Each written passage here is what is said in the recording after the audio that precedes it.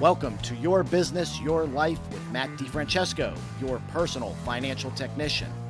Whether you've had years of success in your business or just starting out, Highlift Financial can help you create a vision for your business, life, and family, and align these for generational wealth. So as they say, what happens in your life affects your business. And now, on to the show. Well, hello and welcome again to Your Business, Your Life. And I hope everybody's having a great summer. We just got off a trip in the Mediterranean, which was just awesome. My first cruise. The jury's still out on whether I like cruises, but my wife loved it. So I think I'm going to be stuck doing cruises from now on. So, but anyway, today I really want to talk about one of the biggest challenges that's facing every collision shop owner, really every business owner. And it's really about finding people. And I think finding great employees, it's difficult enough out there. But again, when you've got a workforce that's made up of 4 different generations, that can even be more challenging because they all think differently. So my guest today is Dr. Melissa Furman. She's a nationally recognized speaker, author, and a leadership expert. And she helps organizations unlock the potential of their people by better understanding what motivates today's multi-generational workforce. And like I said, I mean, we're seeing now, 4 generations in a workforce, and they all think differently. So I had the opportunity to recently hear Melissa speak at the ASP Minnesota conference, and her insights really challenged me into many of the assumptions that I think I make and that many business owners make about baby boomers, Gen X, millennials, and Gen Z. So what we're going to do in this conversation is we want to separate the facts from fiction. We're going to pick Melissa's brain on this and explore what each generation can bring to the workforce and some practical leadership strategies that can help collision shop owners or any business owner really attract, develop, and retain great employees for the years to come. So Dr. Melissa, welcome to Your Business, Your Life. Hey, hello. Thanks for having me. I'm Oh, excited. I'm excited too. It took us a while to try to connect here, but we were finally able to coordinate our calendar. So I'm excited to have you on because I think your talk really spurred a lot of things that were kind of coming up in my head because, especially dealing with the collision industry, we are seeing there's a lot of older techs that are starting to age out. Employers are bringing in younger techs. And there's some differences in thinking, and a lot of them struggle. And also, when we're talking about multi-generational transfer, so if a shop owner is looking to pass it on to the next generation, I think these things kind of pop up again. So, Melissa, everybody talks about the labor shortage that's out there, but you approach it from a real different perspective. So, what do business owners misunderstand about today's multi-generational workforce? The labor shortage is real, especially as it relates to the industry that you guys are in. Mhm. And business owners really need to start thinking differently about the multi-generational workforce. There's been a lot of bad press about the younger generations, but the biggest takeaway that every shop owner needs to be thinking about is that one size does not fit all. We now have the most diverse workforce we have ever had in the history of America, especially as it relates to generations. And each generation, man, they have a different mindset, perspective, communication preferences, and we're not used to that, Right. right? And since all these generations right now are eligible for employment. So you've got Gen Z, which is the youngest generation. They're roughly, let's say 15 to 29-year-olds. Mhm. Then you got millennials who are roughly 30 to 45.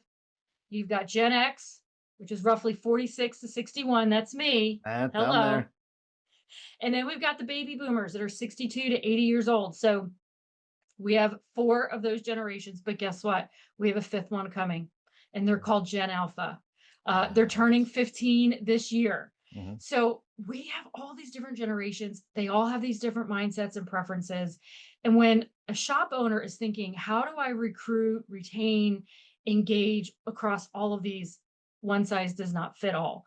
The way that you're going to recruit the 22-year-old is going to be very different than the way you're going to recruit a 45-year-old. Right. The way that you're going to manage or lead the 28-year-old is going to be different than how you manage and lead the 60-year-old. We're used to having a very one size fits all, consistent, consistent, consistent. That's not going to work anymore moving forward. You're going to have to think about the differences across the generations. It's funny you mention that because I've got kids. I'm right on the borderline of Gen X, I'm Mhm, 61. Okay. And mhm. then, so I've got a little bit of baby boomer thinking and a little bit of Gen X, but then I've got kids that are millennials and I've got kids in Gen Z. So, I mean, and the way they think, it's all different. And I think what something that might be helpful for, owners out there is, one of the things I hear out there is like, oh, but I can't get my young people motivated. They're not motivated by Yeah, money, or they're not motivated, yeah. And what are some, if we, as we kind of like look at the generations, can you talk a little bit about what are the things that motivate them? Sure, and the other thing too, and you said it already, is that they're just different. So, there's nobody who's right or wrong or better or worse, or one generation is not better than the other. So I love how you framed it as they're just different. Right. And I think once we can move to that place of thinking they're just different, so they're not worse, they're not lazy, we're not better. It's just they're different is a great place to start. Yeah. But when you think about motivation, the older folks, let's say the baby boomers, again, 62 to 80 years old, right now what's motivating them is they just want to feel respected and valued. Right. They have committed their life to this profession, perhaps even to your shop. And what's going to motivate them is that you keep including them, you show them that they're valued, and make sure that they feel like they're not obsolete. Mm. So that's the baby boomers. Right. Then you come to Gen X, which is me and you. Right. What's motivating us is control, Mhm. right? So we have been very successful doing things our way. We have worked really hard to get to where we are. And man, oh man, are we burned out. Like we Yeah. are tired. We have been workaholics. So, what you can do to motivate a Gen X is one, let them have control of something, put Mm. them in charge of something. Don't take away any type of authority or any type of control that they had, but also giving them the freedom and flexibility of they've earned it, right? Right. So, they work really hard. You know they're going to get the job done. So then don't suddenly come in and start slapping all these rules on them, Right. because I tell people that rules without reason breeds resentment. Ah. And at this point, yeah, if you have teenagers, y'all want to write that down. Yes. Rules without reason breeds resentment. I've And learned that right the hard now, way. yeah, yeah. Gen X is a little bitter right now. Yeah. They're a little resentful because they're saying, "Hey, these younger folks have it so much easier than how I had it."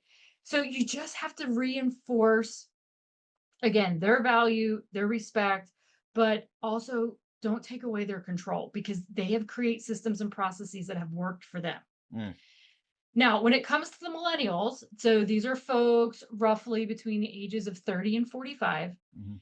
They value freedom and flexibility, Yes. and not in the same way that Gen X wants freedom and flexibility. The millennials want freedom and flexibility, and that they don't want work to interfere with their life. Right. Work is just a job, right? Mhm. Where the Gen Xers, we don't leave until the work is done, Yeah. right? And so we're committed to it. The younger folks aren't like that. The millennials, specifically 30 to 45, they don't want work to interfere with their life. So allow them the flexibility to create their schedules, allow them the flexibility to leave, go pick up their kids, and then let them come back. Now, that's going to breed some resentment with Gen X because Gen X is like, that's not fair. When Mhm. I had younger kids, I had to find somebody else to pick them up or do whatever. And if you hear those people saying, well, it's not fair, what I tell shop owners is have a conversation with your people and say to them, what would make this feel fair to you?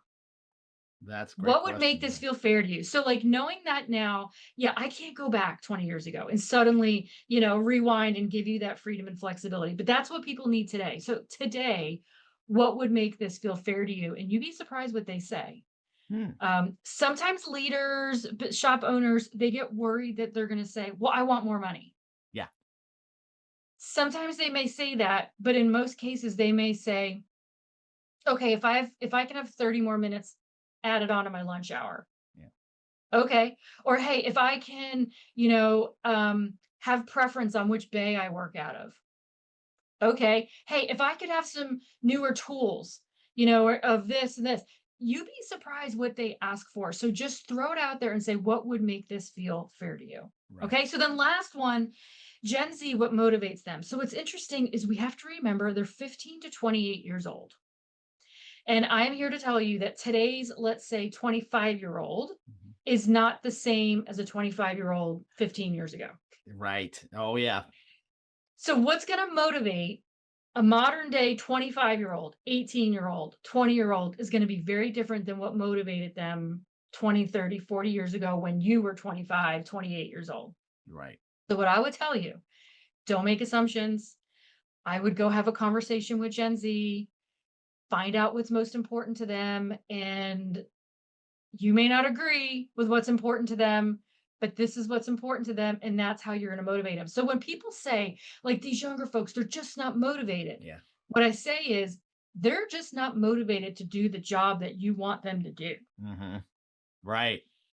So then shop owners say, well, what am I supposed to do? Just say, okay, what do you want to do? And let them do whatever they want to do?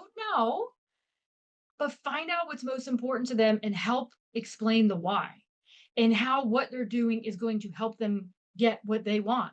So if they want the new latest and greatest expensive iPhone, Hmm. great. Working these hours is going to generate you money that's going to help you get that iPhone. And then Ah, you phrase it as, hey, and if you put in some extra hours, we can pay you overtime. And that means you can get the new latest, greatest iPhone faster. yeah. You have to figure out what motivates each individual person. Some of them may want power, like they want to be in a position of authority. Some of them may want that money. Some of them just want affiliation. Like Yeah. you'd be surprised. This is what we know for sure about Gen Z. They like spending time with the older folks. Now, they may not Yeah. act like they do, Yeah. but they may want one-on-one time. So they may say, "Hey, I would love to maybe shadow one of the older mechanics a couple hours a week just so I can learn how he does it." Now, the older mechanic is like, "Listen, I don't want this young punk watching me all day." But that may be what motivates them. That may be what gets them excited is them spending time. So don't make assumptions, have the conversations with them, figure out what motivates them, and then you're going to have to figure out how to appeal to that. I think that's kind of spot on. And, one of the things I run into, because I get a lot of shop owners. They're usually late Gen X, early baby boomers. And, they're trying to figure out like what's the next chapter of their life going to look like. And so they go, my kids aren't interested in the business. I can't get, Yeah, they're not no. interested. But then I'm doing an assessment and I find out, well, they're working 60, 70 hours a week. And look, our generation, we wear that as a badge. Like, look at me. Yes. I put in the hours, I put in the time, right? Yeah. It's That doesn't hard work. motivate. Yeah, that doesn't motivate them at all. And they see that No. how dependent the business is on you, that you have to be there all the time. And that's not appealing. But what Yeah. if we could help you to create a Yeah. shop that's less dependent on you, that you don't need to be? Do you think maybe their thinking might change? And all of a sudden it kind of gets the wheels turning. I mean, does that sound like especially from an owner standpoint that's looking at succession with maybe a Yeah. kids that of one of these generations? Yeah, and you wanna make them feel important. So Yeah. if you even say, "Hey, I would love to have coffee with you once a week to just pick your brain on how we can make this shop better." Oh, They're gonna love it. right. And listen, 60% of what they tell you, you're gonna, like, roll your eyes and be like, "Okay, we can't do that." Like, Right. it's not Right. gonna work. Don't say that to them because 'cause you're gonna kill their spirit. Right. Right. But there may be 2 or 3 nuggets that you may be like, "Hmm, they're onto something." Because these younger folks have these great ideas, they just don't know what to do with them, and Right. they don't have the experience and maturity to kinda launch them. So, by you that could, like, highly motivate them. Like, "Hey, I would love your insight on how we can make this shop more high tech or how it can be run more efficient." You can't go in with the attitude of, "These younger folks, they don't know what the hell they're doing." Yeah. Like, Yeah. listen, I built this business from the ground up. I know what works best. Yet you know what works best from the last 20 years to date. Right. They know they have ideas combined with your experience of how you can make it continue to be relevant moving forward and be even better in the future. So lean into them for Yeah. sure. Oh, isn't that the You just got to truth? be patient. You got Yeah. to be patient. It's interesting you say that because as you're talking about this, I'm thinking about my team, and so I've got my assistant Tony, she's Gen X, she's kind of Yeah. within us, but then I've got kind of my director of client success who helps me manage kind of project manage, and she's 30, and then I've got my director of operations and she's 27, And so they're kind of spanning these different generations. And I Yeah. see a lot of that. And it was interesting because I was, especially when I brought Shannon on, the director of operations, I had this project in mind. Is I'm like, okay, eventually I need to bring on other advisors and teach them my processes. But I've Mhm. got 30 years of stuff up here. I have no idea how to get this out. And so, Mhm. and it was amazing. She's really just kind of taken the ball and ran with it and started to create, like, like we would just do a Zoom meeting like this and record it. And she would ask me questions. And then all of a sudden she would plug it in, and she's actually created a whole framework. That's something I would Mhm. never even thought of doing or being able to do. Yeah. And Now, so did she create the framework or did AI create the framework? AI, so what she did was she kind of took everything, ran it through AI, got that, but now Yeah. then we meet on a Yeah. regular basis and start refining it. Yeah. Yeah. That's Okay. brilliant. Brilliant. Right. Love it.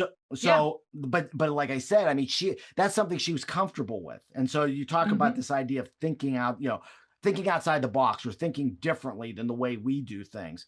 I think that Yeah. was a great example of how that's worked, at least for me. Yeah. And listen, we have always encountered lazy people. Yeah.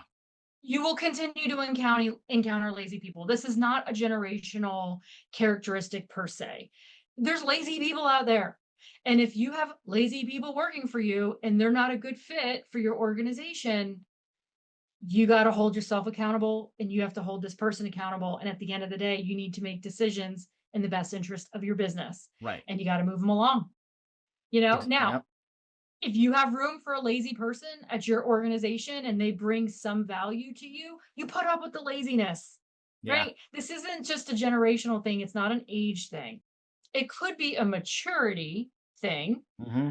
where they just need to simply mature and see the value, know how to work hard, or they could just simply be lazy.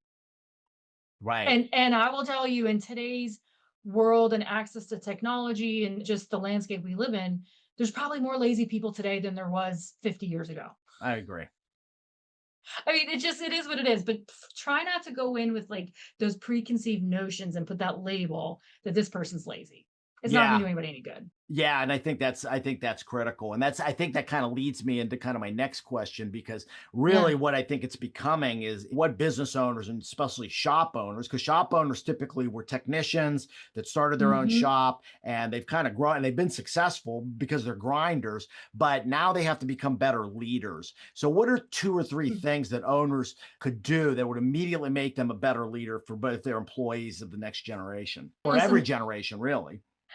leadership and management is harder today than it's ever been. Yeah. And we have evidence to support it. I mean, we have the most diverse workforce we've ever had. People are constantly changing. And in the past, you would have people coming to work for you who had experience or and would stay with you for a long period of time. That's just not the nature of the landscape we're in anymore. So, some real quick 3 pointers. Okay. Number one, don't make assumptions. Okay. Don't make assumptions. Don't believe everything you hear in the press. Take time, get to know your people, talk to them, listen for their preferences and their perspectives. So that's where you want to start. The second thing I would say is, especially for my older folks, you got to rein it in. You got to rein in this Gen X mindset, work until the work gets done, command and control, because guess what? We're the problem. Yeah. Organizations bring me in all the time, like, hey, can you like fix these damn millennials and Gen Z? Like, they're lazy, they're entitled, they're sensitive. Can you fix them? I spend all my time working with the 45-year-olds and up Right. because and people say, okay, so you're saying we're the problem? Like, you're saying that what am I supposed to do? Just like cater to these younger folks, coddle them, and lower my standards? And I say, absolutely not. You're the mature one here. You have the experience, you have the knowledge.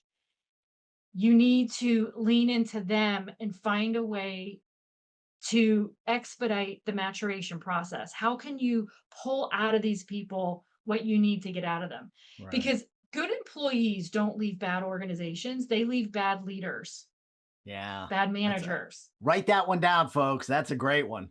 Yeah, good employees don't leave bad organizations, they leave bad managers and bad leaders. And many of you are not necessarily bad managers or bad leaders, you're just not a relevant one. You're Ah, using the management and leadership techniques that were taught to you 30 years ago, or you experienced as a subordinate in the past. They just don't work anymore. Like you have yeah, to evolve with the times. So rather than stand there saying, hell no, we won't go, get out of the way. mhm, Clear the runway for these younger folks. But when I say clear the runway, you can't leave the airport, right, metaphorically. You need to give them a reliable airplane. You need to give them a flight path. mm, And you may even need to climb in the cockpit with them. So when they get this crazy idea and they're up in the air and they don't know how to land the plane, you can help them land the plane. Or they get up in the air and they start experiencing turbulence, which all you shop owners know you're going to have. right, You're the ones with the maturity and the experience to help them land that idea. So that was my number two. And right, three, you better, to your point that you said earlier, Matt, you better capture the knowledge and experience from your baby boomers. yeah, Those older folks, they will eventually retire. We don't know when.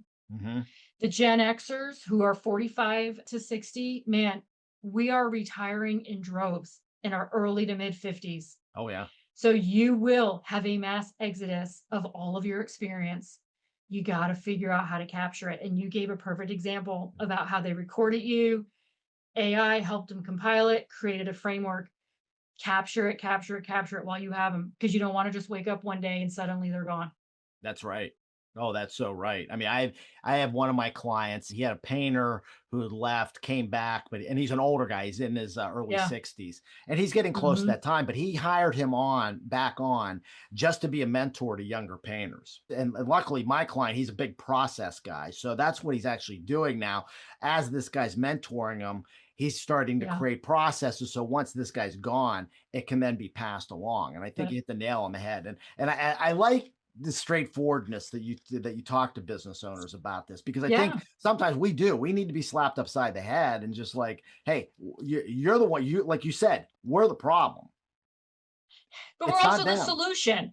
Yeah, I mean, Correct, yes. we're the problem because our command and control style that has worked well for us for so long isn't working anymore. Right. But we have the tools in our toolbox to fix it and to make it relevant. The other folks don't. So therefore, we are the solution. It's going to take us figuring this out that's going to help us get into the future. If not, you're going to sink your ship. Yeah, And if you don't sink the ship, a younger person's going to buy your shop and they're going to walk you off the plank and they're not going to throw you a life preserver. yeah, that's So right. get on board or jump ship and sell your shop tomorrow. Exactly, That's what I'm going to tell exactly. you. So, Yeah. we've been talking about, like, hey, your current employees, but now I want to shift, because again, now I think shop owners and business owners just in general need to figure out how to start attracting and developing and then keeping that next generation of leaders. What are some things that they should look at, especially to attract talent? Because there's good people that are out there, but sometimes Yeah. they don't know where to find them, and then how to bring them in, and what makes their shop a better place to work than another shop. And it's not always money. Yeah. Okay. So there's a couple layers here. Okay. One, you're going to have to figure out chicken or the egg of like, okay, so how do I make my shop be the place that they want to work? Right. Because totally fair, your guys' applicant pool is getting smaller and smaller. But here's the good news: Gen Z is big in the trades. Right. So hopefully the technical schools will start cranking out bigger applicant pools for you. But for right now, it's limited. So you have to say to yourself, how can I be the employer of choice? So for the few who are actually wanting to go into shop work, how do I get them to come to me and not the guy across town? Right. First of all, don't you, as an older shop owner, think that you know what the younger people want? Mhm. Don't make Right. those assumptions because Right. I can't tell you how many times they're like, oh, well, maybe if I put a ping pong table in the back of the shop, or I like, give them free beer after and pizza every Friday. I'm like, you have no idea what they want. That's right. Yes. Yeah, right, exactly. Go ask them, right? Go ask them. Go connect with your kids, your neighbors' kids, your grandkids. Go connect with the local technical schools and just start talking to the younger folks and ask them what are they looking for. And I'm going to tell you right now, you're going to be pleasantly surprised. A lot of them say, we want somebody who cares about us. But then you need to say, okay, well, what does that look like? Because the older folks are like, oh, they want health insurance. No, You know, they don't give two squats about health I insurance. That is know. not what they care about. They're going to say, I want them to respect the fact that I can't work 7 hours a week because I have a side hustle, and I can't work these 2 days because I'm working my side hustle, which is a food truck. Okay. They also may say to you, I want to work somewhere that's high tech. Okay, well, what does that look like? What does high tech look like? Like, are you talking about just plug in a cord into the car and working on a laptop and that's how you fix the car? Or are you talking about having a state of the art lift system? Right. Like, ask very specific questions of what they're looking for. So, number one, you have to build it so they want to come. But Mm, then, second, once you have built it and they want to come, you now have to connect with them the way they learn about opportunities. mm. So I'll hear shop owners like, "Oh, well, I posted on Facebook." I'm like, "Yeah, people under 45 aren't on Facebook." Right. I know. I know. Or I posted an ad in the newspaper. I'm like, "Nobody reads newspapers anymore." Right, right. Same thing now stands true. Word of mouth referrals is always the way to go. So I always tell shop owners, build relationships with the technical schools, build relationships with the shop teachers at your local high schools. Be out just talking to people. You got to get out and just start talking. And you have to personally recruit people who want to come work for your shop. They will come work for you. You have to understand the younger generations care about endorsements and reviews. Oh, So if they have their shop teacher saying, hey, I know Matt and I know his shop, that's somewhere you're going to want to work. You're going to get a better clientele than just posting a cold ad. okay. So you gotta That's build those relationships to like spread the word. And if you're not in a position to do that, you gotta steal people. yeah. Steal people, make your place be the place they want to come. And then third, if you have to do like a cold posting, make sure you're posting where they're at, getting on Instagram, posting an ad via Instagram, or having somebody who has a lot of followers post something on their social media. They're not in the newspaper. Mhm. They're not on Facebook. Believe it or not, though, they're starting to pay more attention to paper. Like if you post something in like a local store. Oh, really? Yeah, we're Interesting. I finding never knew that. Okay. the pendulum is swinging because they're so used to being digital and like their heads are in their phones. What we're finding about Gen Z, now keep in mind, they're 15 to 28. Right, So these right. are your 20 somethings. They're actually appreciating like paper. And they're actually like putting their phones aside and are like paying attention to things that are posted in their coffee shops while they're standing around waiting for their $12 Starbucks. Right. Um, Interesting. yeah, yeah, go old school in that sense, but at the end of the day, it's all going to be word of mouth, referrals, Yeah. personal recruiting. I think that's so huge. And I think, that's one thing that I know I talk and a lot of people are talking about is developing those relationships with the technical schools, getting Yeah, in there, being a face in there, even if you're teaching one of the courses where you can start to interact more. There's an old saying I learned this years ago. People don't care what you know until they know that you care. yeah, And I think that's really a key thing, especially as you're interacting with these younger generations. And like you hmm, said, our methods aren't necessarily going to work. We have to start thinking outside the box and thinking yeah, of different ways. But like I did with saying, with the young ladies I'm working with, let me tap into you. You know some things yeah, that I don't know. And what's interesting is like one of the things they value is flexibility. You know, 100%. my ops manager, she's a big runner. She's up at 4:30 in the Yeah, morning, running, 7, 8, 10 miles a day. And then, she comes in, she does some work, but then she likes to go to the gym in the afternoon. And it's like, but she gets the job done. So I don't care. I really yeah, don't care what hours. I don't care how long you're sitting at a desk. If you get a job done in 3 hours and it's done right, that's all I'm looking for is the end result. And I think yeah. kind of again You got to looking at the focus on that. I right. love that. And look for transferable skills. I Yeah. mean, you've even just shared three different positions you have in your shop that is not them in the bay turning the ratchet, right? Right. Right.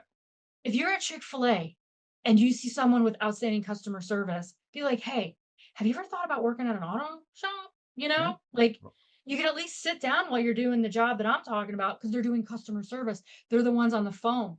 They're the ones calling the different vendors. If they have great customer service, think, how can I use customer service in my shop? That's right. So be thinking beyond just the ones who are turning the wrenches and also think about the other roles in the office and the transferable skills that your shop could benefit from. And that's key, especially in the independent space, because that's one of the differentiators that you can have between the big box consolidators that are coming out there is the Mhm. customer experience, and especially if you're really in it to win it. Okay, Yeah. that's going to be critical. That we're providing a greater customer experience. We're going to fix the cars according to OEM specs, and we're going to use OEM Yeah. parts. Yeah. But because we care about you, it's not. Yeah, and it's kind of what you said, that's got to transfer to the customer. It's that we're going to do this. Why? Because we care about you and we know this vehicle was designed to protect you and your family. And that's what we Yeah. want to make sure of. We want to make sure that you guys are safe. And again, it gets Well, back, I think, to what you were talking about. and it's funny. So some of you who've heard me speak before know that my husband's a car guy, right? Right. He's an engineer by training, but he grew up working on cars and building and designing race cars. And he says to me, it's just so hard to find kids today who know how to turn a screwdriver or know how to know the difference between metric and what's the other one? And Standard. yeah, Imperial. Yeah. Yeah, yeah. And I say to them, I stopped them and I said, how hard is it to teach somebody how to turn a screwdriver? Right. Like if you meet somebody who is motivated and is interested, you can teach them some of these mechanical skills. But what you're also finding, we're not finding that kids are going to school for mechanical engineering anymore because they're not interested in the mechanics of stuff. They drank the Kool-Aid of what their K through 12 guidance counselors told them, and they're all about computers. Yes. So computer engineering numbers have skyrocketed. Okay, so let's dial this back and translate it to your world. Mhm. You may just have some folks who clearly can't be a computer engineer. They can't Right. get through calculus too. Right. But man, they love thinking the idea of working with a computer. Well, folks, today's vehicles that we're driving are computers. Yes. And just for the record, this Gen X freaking hates it. I know. I I know. want knobs and buttons. I don't want a digital dashboard. Okay. Right. But when you go into these schools, when you talk to these kids at Chick-fil-A or wherever, you can say to them, hey, do you want to work on a real life computer? Mhm. Let me show you. Come into the shop. Now be careful, liability, waivers, be Right. careful bringing minors into your shops. You guys know that. Right. But maybe pull the car out of your shop so they're not like physically in the shop or they can trip on hoses and get hurt, all that. But show them like you could come work on a car and you're working on a real life computer. Right. Like connect the dots for them. Like rather than fight and be frustrated by what our culture and society are telling kids that they need to do for careers, because y'all, we can't fight that. It would take every single one of us in this world to fight that. That's right. Let's lean into it a little bit and use it to our advantage and Mhm. just pivot the message a little bit. And you'd be surprised how the kids will come around. Yep, I think that's so true. I mean, now even in the collision industry, they're coming up with the VR goggles that will help to Yeah. diagnose so they're looking around the car. It's almost like they're in their video game, but it'll help to diagnose the car, and that's something Yeah. that is really appealing to especially the younger generation. So Yeah. it's Yeah. really So cool. expose them to that. Yeah, Expose them. exactly. Yeah. So Melissa, we're almost at time, but I got to Okay. ask you, this is my $1 million question. So, All you've spent right. a career helping people reach their potential. And what is one lesson about leadership or about life that you wish someone had taught you when you were just starting out? Okay, that's a loaded question. It is a loaded question. And then but I'm gonna share my perspective because I think this will be helpful to your audience. Okay. So you have to understand as a woman, a 40, late 40-year-old woman, I'm in my late 40s, the messages that I received about leadership throughout my lifetime are very different from today. And Right. so if I were to answer your question literally, Hmm. I would say I wish people embraced my leadership abilities as a young woman rather than suppress them. Ah, Because my leadership abilities I was punished for because as a woman, I wasn't expected to behave that way. Now, okay. fast forward to today, different times. So Right. that's why I said that's kind of a loaded question. But let me think Yes. something that maybe I know now that I wish I knew 20 years ago. And it's funny, people said this to me, but I didn't listen. Ah, leadership is not about you. Leadership is about the people that you're leading. Yeah. It's not about you.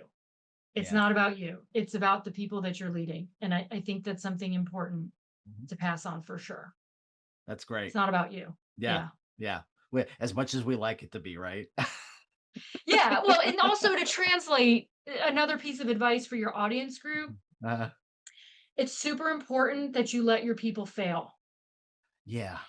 Because right now, the Gen X leaders and even us as parents and stuff, like it is easier for us to just do it ourselves. Like, I'll just go do it myself. Or I'm just going to go do this so they don't fail. Because if they fail, it's going to create more work for me. When you are leading your people in your shops, let them fail with low stake failure opportunities. Because what we're finding is that the younger folks, all the way up to 45 years old, they're not showing high levels of resiliency and grit. Uh, So that's that to tie back to your closing question here. I'm glad I failed. oh yeah. I'm glad I had coaches screaming in my face and I was cut from the sports team and because that failure has contributed to my success today. Right. So we need to create those opportunities for the up and coming because they haven't had those same opportunities. We just have to do it in a more inclusive, gentle, Yes. compassionate fashion, Right. which would be it's going to be hard for a lot of us. Oh yeah. But we gotta do it because that's the way they learn, and at the end of the day, we want them to learn, to be our leaders. That's exactly right, and I think that's a great place to close because, again, leadership is about other people, and it's not about us. And I Mhm. think I think the insights that you had are really helpful. I wish we could keep going on, Melissa, here, but I want to be cognizant of the audience's attention span too. So Yes, yes. We've already went too long. that's all right. We're about 4 minutes over, so that's okay. But anyway, Melissa, I want to thank you on, and maybe at some point have you back on again. We can dive into some of these Sure. topics a little deeper. I just found this fascinating, and I think understanding, especially me now, kind of interacting with all these different generations, it's been helpful for me too. So I've Yeah, learned a lot just awesome. from our little conversation here. So thank you. The Yeah. last thanks goes to you, the audience. Thank you for listening to Your Business, Your Life.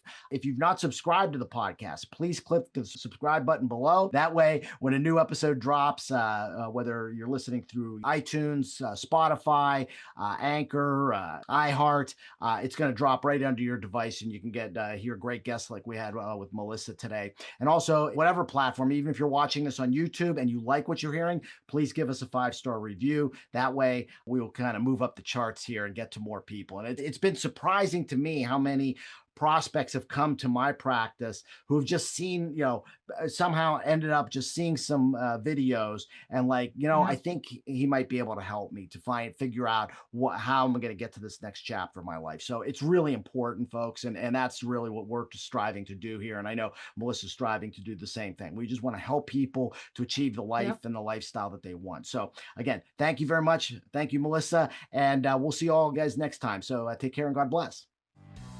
Hey, I really want to thank you for listening to the Your Business, Your Life podcast. If you want to be notified when new episodes become available, click the subscribe button below. All information is obtained from sources deemed reliable but not guaranteed.